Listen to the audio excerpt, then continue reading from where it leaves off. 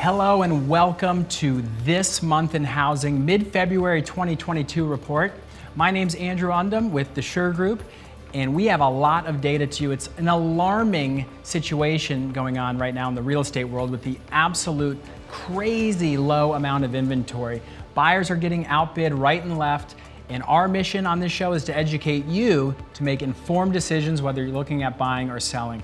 The first stat I want to point to is from the 2021 Market Statistics Report for the Baltimore Metro, which is the area we serve here at the Sure Group. A couple crazy pieces of information jump out at me.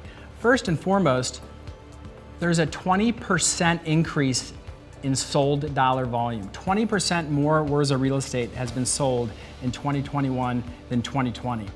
Average sales price up 10%. And the most telling one, average days on market went from 35 to 19, minus 45%. Homes are absolutely flying. We're going to include these slides. In the Baltimore Metro, closed sales way up, new pendings way up, active listings way down, go figure. And months supply of inventory is below 1 month, which means it takes less than a month to sell every single house in the market. That's crazy. Homes are not coming on the market fast enough, and that's why there's so much competition. It is crazy out there. So let's look at the United States. Housing inventory is significantly lower than last year. The national average everywhere in the country down 26.8%. You'll notice in some areas like Florida, it's down almost 50%. Here in Maryland, we're down 12.2%. So what we're seeing is this is a national phenomenon. It's not just here locally in Maryland, it's everywhere. A quote I liked: "The pandemic likely spurred occupants to shorten their home stay as tenure in the home decreased to 8 years from 10 years, according to the report. This is the largest single-year change in home tenure since the National Association of Realtors began collecting such data." What's that mean? It means in the past, people would stay in their home for 10 years. And it almost never changes that drastically year over year. Well, it dropped 2 years for the first time ever, as you see here on this slide. From 1985 to 2008, the tenure was about 6 years. People move every 6 years. Well, that slowed down after 08. Something big happened in 08. And it was about 10 years for the last few years. Now it's dropped down to 8. People want to move. The pandemic has spurred new living situations. That's something we got to be aware of. Homeowner equity growth is still surging. People who own homes are experiencing a drastic amount of equity increase. This is a good thing for those who own homes, and it's probably one of the reasons people who don't own homes are really trying to get in the game. Nationally, if you owned a home, nationally, from 2020 to 2021, your home, on average, increased $56,000. And by the way, you can tap into that money. That's your equity. Here in Maryland, $46K. Staggering. If you own a home in Maryland, and if you're watching this, maybe you do, on average, you're likely to have increased your homeowner equity by $46,000. That's why people always say real estate builds wealth. That's why your parents want you to buy that house. So, homeowner equity report, on average, $57,000 increase. 31.1% in year-over-year percentage increase in equity for U.S. homeowners with mortgages. That's taking out the investors. There's a lot of talk about Wall Street getting in the game, buying up houses. This is homeowners like you and me with a mortgage. Increase in value of 31%. Staggering. $3.2 trillion in year-over-year increased equity for homeowners with mortgages. Fascinating stuff. This summer, home price growth reached the highest level in more than 45 years, pushing equity gains to another record high. It's almost unprecedented times. Very interesting. Home ownership as a hedge against inflation. This is interesting. There's a lot of talk about inflation. Our dollars are worth less. Everything's more expensive. The price of everything's going up.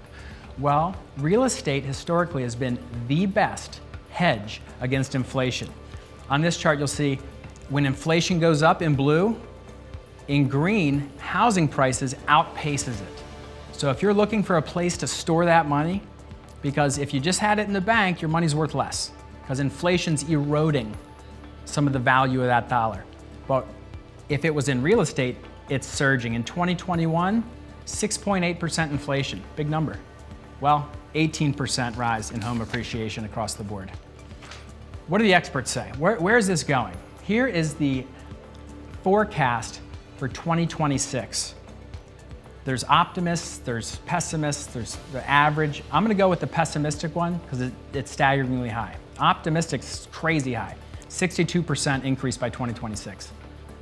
Average 43%, but even the pessimists who aren't that bullish on the housing market are saying, hey, we think the housing market will be up 23% by 2026. So if you have a 500K home, in 2026 it's worth 625. Get in the game. Gotta get in the game. Mortgage rates. A lot of talk about this. This might cool down the market. Maybe, maybe not.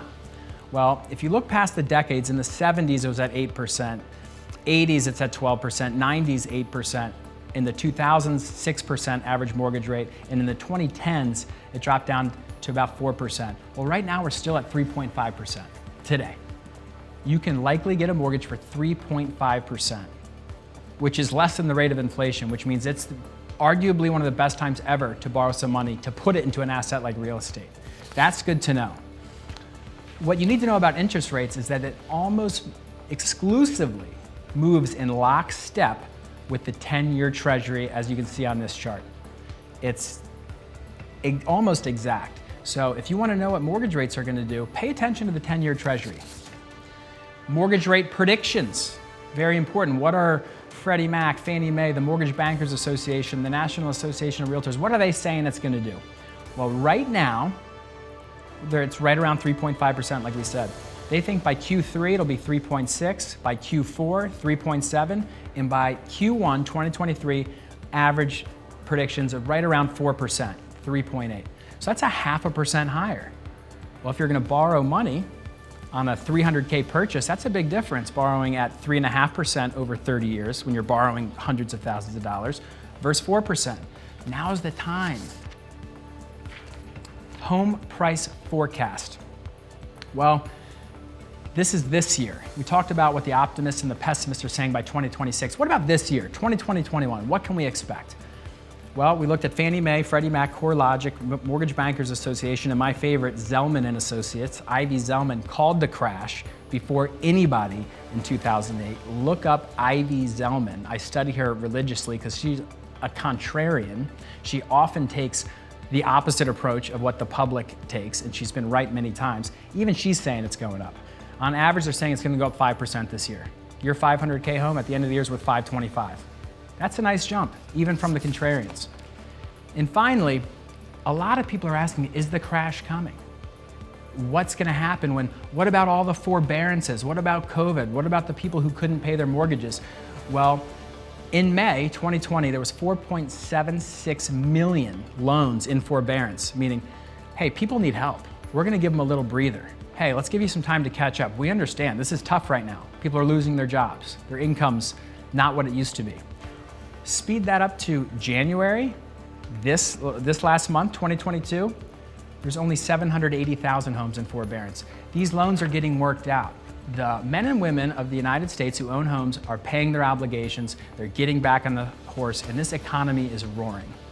So we think these insights are very valuable so you understand what's going on in the real estate market. Here's what we know for sure. Inventory is so low, which means basic supply and demand. If you're a seller, it's one of the best times ever to get a really good number for your house and control the terms. If you're a buyer, flip side, it's also kind of a buyer's market because if you tap in now, that house you buy today is likely going to be worth a lot more next year, and it's going to be worth a lot more in 2026, and you can lock in at a low interest rate now.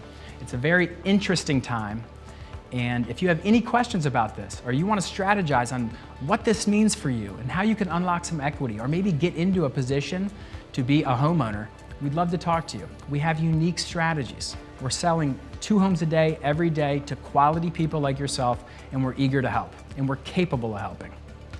Thanks so much for checking in to This Month in Housing, February 2022. My name's Andrew Undum.